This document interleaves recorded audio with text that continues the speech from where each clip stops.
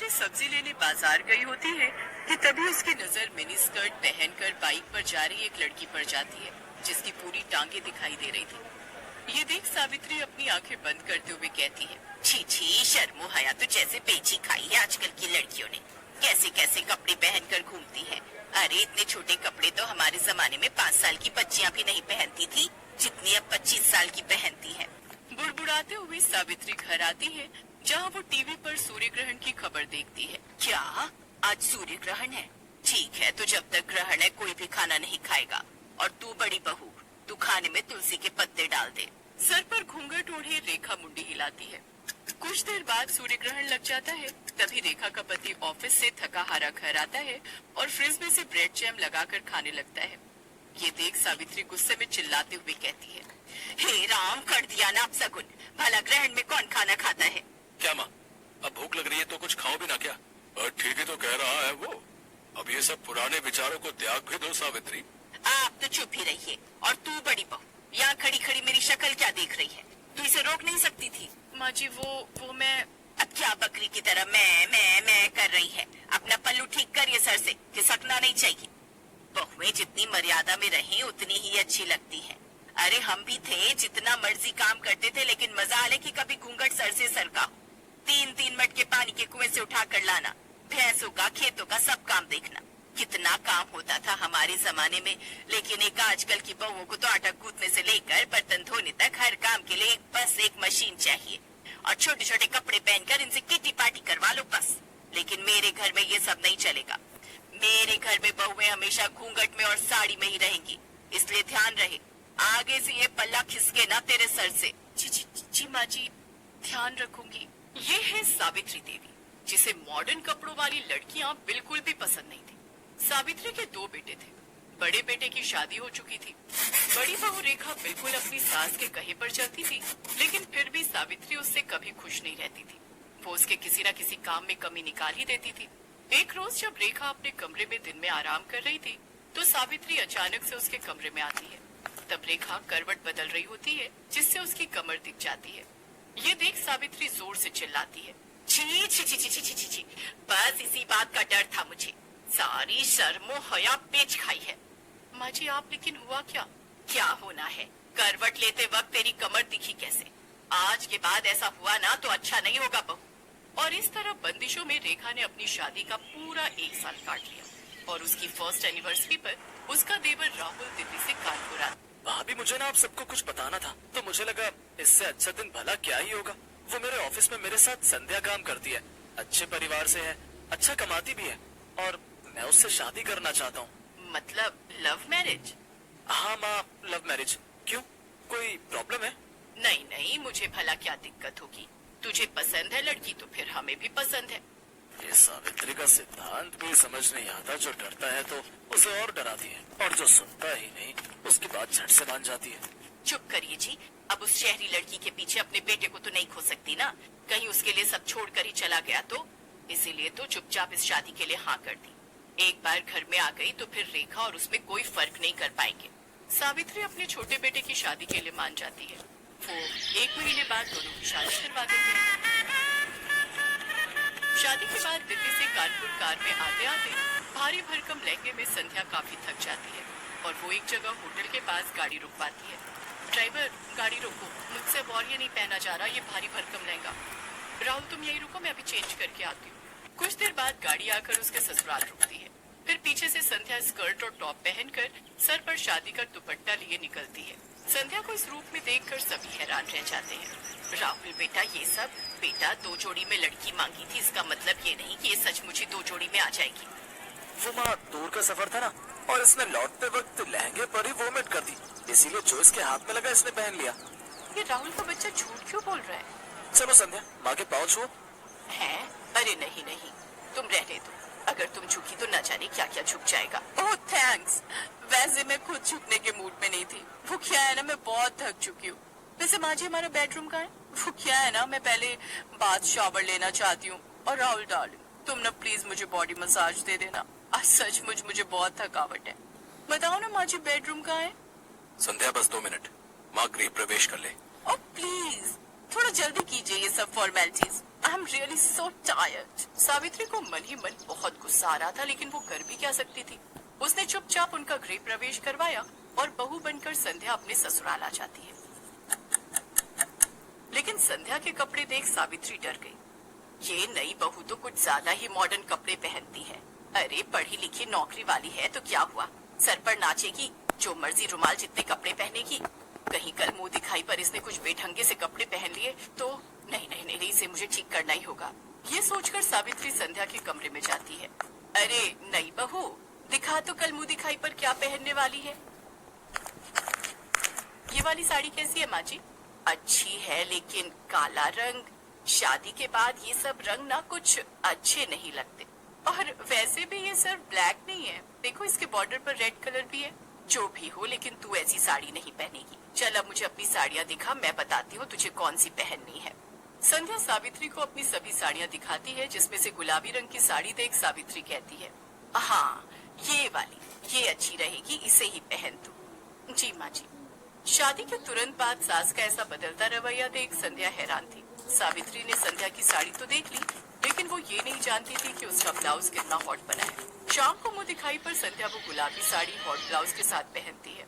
ये देख सावित्री उसकी साड़ी अच्छे से बांधती है। अरे बहू, ये सर पर पल्ला कर ले, सब मेहमान आएंगे ना तो उनके सामने यूं सर ढके घूमना अच्छा नहीं लगता। संध्या साड़ी पहनकर सर पर घूंघट रखकर बाहर आती है। ये देख मोहल्ले की औरतें बात करती हैं। मान गए सावित्री तुझे, मुझे तो लगा था कि ये मुंह दिखाई पर भी मिनी स्कर्ट पहन कर आएगी, लेकिन तूने तो एक दिन में इसे साड़ी पहनना और घूंघट रखना भी सिखा दिया। अरे मेरा नाम सावित्री है, सावित्री। अच्छा संध्या बहू, चल अब इन सबके पांव छूकर आशीर्वाद लो। सावित्री सबके पांव छूकर आशीर्वाद लेती है, लेकिन संध्या ये नहीं जानती थी कि उसकी सास किस खेत की मूली है। एक बार जो उसने साड़ी पहन ली तो फिर वेस्टर्न कपड़ों का नंबर तो कभी आने वाला है ही नहीं। अगले दिन उन सबको मंदिर जाना था, इसलिए रात को ही संध्या अपनी सास से जाकर पूछती है कि कल उसे क्या पहनना चाहिए। तुझे क्या पहनना है क्या नहीं ये सब तो बात की बात है, लेकिन तू इस नाइट ड्रेस में बाहर कैसे आ गई? हमारे घर में ये सब नहीं चलता। लेकिन राहुल ने तो मुझसे कहा था कि मैं जो मर्जी पहन सकती हूँ। अरे उसे क्या पता इन सब के बारे में, रहा भी है वो इस घर में, बचपन से तो पहले पढ़ाई के लिए हॉस्टल में और फिर नौकरी के चक्कर में बाहर। तू उसकी बीवी है पर बहू मेरी है और इस घर में मेरी ही चलती है। संध्या उदास हो जाती है और वो अपने कमरे में चली जाती है। उसे उदास देख उसकी जेठानी भी उसके पीछे पीछे उसके कमरे में चली जाती है। उदास मत हो संध्या, इस घर का नाम ऐसे ही सावित्री निवास नहीं पड़ा है, यहाँ बस माँ जी की ही चलती है। उनसे पूछे बिना तो मैं खाना तक नहीं बना सकती, तो कपड़े तो दूर की बात है। अब कपड़े चेंज करके साड़ी पहन लो और किचन में आ जाओ। मुझे नहीं लगता अब वो तुम्हें कभी भी वेस्टर्न ड्रेसेस पहनने देगी। ऐसे कैसे नहीं पहन सकती? अब तो बस हफ्ता भर में ये साड़ी पहनूंगी, उसके बाद बिल्कुल नहीं। एक हफ्ते बाद राहुल संध्या के साथ हनीमून ट्रिप प्लान करता है। सच में संध्या बहुत मजा आएगा, कश्मीर सच में बहुत खूबसूरत है। अच्छा अब तुम पैकिंग कर लो। संध्या अपनी पैकिंग कर लेती है। फिर जब ये बात सावित्री को पता चलती है तो वो संध्या के पास आती है। अच्छा, कश्मीर जाने की तैयारी हो रही है, दिखा तो तूने क्या क्या रखा है वहाँ पहनने के लिए। वो क्या है ना, ध्यान रखना पड़ता है, कहीं तूने छोटे छोटे कपड़े रख लिए और तुझे सर्दी लग गई तो। वो तो मैं समझ ही गई थी कि बिना मेरे कपड़े चेक किए आप मुझे जाने कहाँ देगी। संध्या हनीमून के लिए चली जाती है, लेकिन वो वहाँ जाकर कुछ वेस्टर्न कपड़े खरीद लेती है और अपनी ढेर सारी फोटोज लेती है। लेकिन एक रोज उसकी सास वो फोटोज देख लेती है और वो संध्या पर खूब गुस्सा होती है। लेकिन तभी वहाँ सावित्री की सास रत्ना आ जाती है, जो काफी बूढ़ी होती है, लेकिन उन्होंने भी टी शर्ट और पैजामा पहना होता है, साथ ही चश्मा भी लगाया होता है। बताओ भला क्या बुराई है इन कपड़ों में? मुझे देखो, मैं क्या इन कपड़ों में बुरी लग रही हूँ क्या? अरे जब मैं गांव में रहकर ऐसे कपड़े पहन सकती हूँ तो फिर मेरे पोते की बहू क्यों नहीं? और तू जानती है आज क्या हुआ? जब मैं रेलवे स्टेशन से लौट रही थी तो साड़ी पहने एक लड़की बाइक पर बैठी थी। उसकी साड़ी बाइक में फंस गई और वो नीचे गिर गई, जिससे उसे थोड़ी चोट आ गई। और वो कोई और नहीं, हमारी बड़ी बहू रेखा है। अभी अस्पताल में भर्ती करवा कर आई हूँ उसे। जमाने के साथ अपनी सोच बदल सावित्री। ये सब बातें सुन सावित्री को अपनी गलती का एहसास होता है और अब वो कभी भी अपनी बहुओं को उनकी मर्जी के कपड़े पहनने से नहीं रोकती।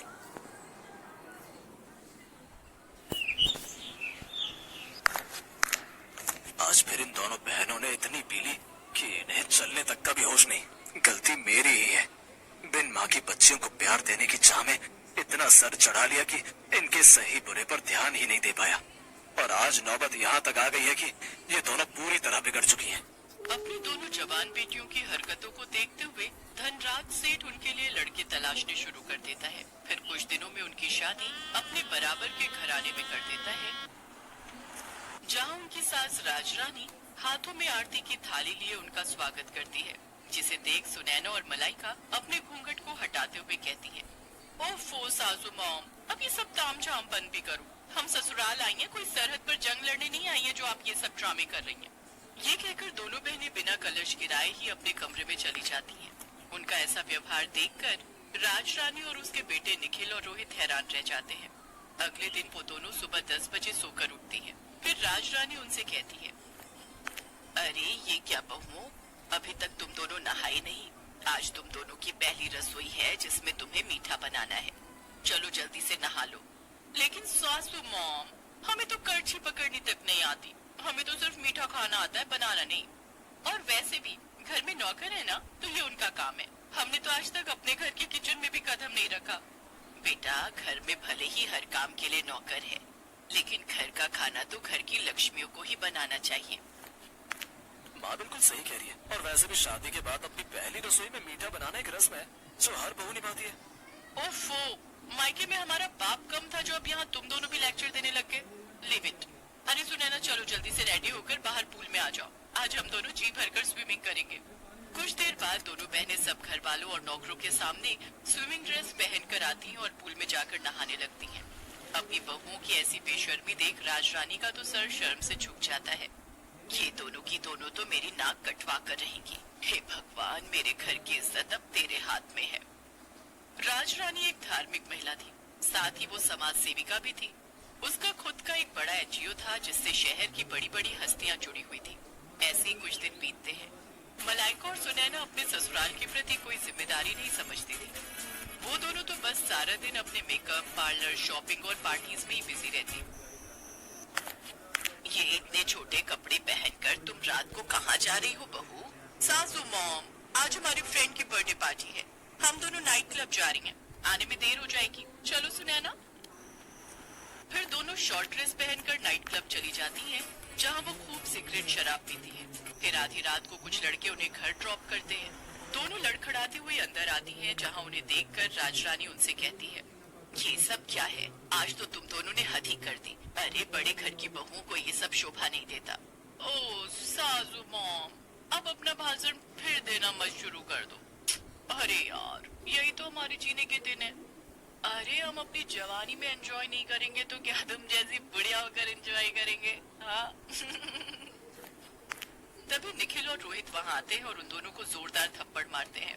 ये देखकर दोनों बहनों को बहुत गुस्सा आता है और वो भी अपने पतियों के मुंह पर थप्पड़ कस देती हैं। हम आज के जमाने की लड़कियां हैं, मुंह तोड़ जवाब देना बहुत अच्छे से जानती है, तो ऐसी गलती फिर मत करना। फिर दोनों अपने कमरों में लड़खड़ाते हुए चली जाती हैं। ऐसे ही समय बीता। फिर एक रोज सुनैना और मलाइका अपने घर में लेटी थी, तो उनके फोन पर एक मैसेज आता है जिसमें शहर के बाहर एक फार्म हाउस में रेव पार्टी का इनविटेशन होता है। Oh wow, rave party! Malaika, I am so excited यार। मैंने आज तक बस रेव पार्टीज के बारे में सुना था, लेकिन अब तो हम उसे एंजॉय भी करेंगे। ऑफ कोर्स, अगर लाइफ में हर चीज का मजा नहीं लिया तो क्या किया? We will definitely go there. दोनों बहनें खुश हो जाती हैं और शाम को तैयार होकर अपनी कार लेकर वहां पहुंच जाती हैं। पुलिस से छुपकर उस फार्म हाउस पर पूरी पार्टी में शराब, सिगरेट, ड्रग्स से लेकर सुख की हर चीज शामिल होती है। वो दोनों उस दिन ड्रग्स का सेवन भी करती हैं, जिससे उनका सर पूरी तरह घूम जाता है और वो एक अलग ही दुनिया में होती है। तभी एक लड़का जो कि नशे में होता है, मलाइका को गलत तरीके से छूने की कोशिश करता है। तभी कुछ पल के लिए लाइट चली जाती है और जब लाइट आती है तो वो लड़का जो मलाइका को छेड़ रहा था वो मरा हुआ जमीन पर पड़ा होता है। कुछ ही देर में उस पार्टी में पुलिस छापा मारती है और सबको अरेस्ट कर लेती है। अगले दिन राजरानी अपने बेटों के साथ जेल पहुंचती है। सासू मॉम, निखिल, हमने सचमुच किसी का मर्डर नहीं किया। हमें बचा लो सासू मॉम, प्लीज हेल्प अस। हाँ रोहित, हमारा ट्रस्ट करो, हमें फंसाया जा रहा है। हमसे बहुत बड़ी गलती हो गई जो हम उस पार्टी में गए। आज के बाद हम कोई पार्टी नहीं करेंगे और ये सब काम सच में छोड़ देंगे। तुम दोनों को अपनी गलती का एहसास हो गया, यही काफी है। आकाश, यहाँ आ जाओ। और इंस्पेक्टर साहब, आप छोड़ दो इन्हें। जी मैडम। ये लड़का तो जिंदा है। हाँ, ये सब हमारे प्लान था। तुम दोनों के अगले ठिकाने